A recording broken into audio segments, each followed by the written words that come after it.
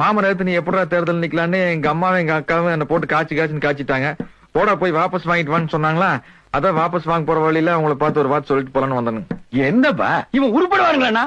மாமன் வேணுமா மாமன் பொண்ணு வேணுமா? மாமன் பொண்ணு தானே வேணும். நீ எலெக்ஷன்ல ஜெயிச்சதே கல்யாணம் நடக்கும். வேணுமா நானு நின்னு ஜெயிக்கிறதுங்க, எங்க மாமா நின்னு ஜெயிக்கிட்டுங்க. நீ நின்னு ஜெயி, உங்க மாமா உட்கார்ந்து ஜெயிக்கிட்டு. ஒரு தொகுதிக்கு ஒரு எம்எல்ஏ உள்ள தாங்க முடியல, இதுல இவரும் ஜெயிக்கணுமா இவங்க மாமனும் ஜெயிக்கணுமா?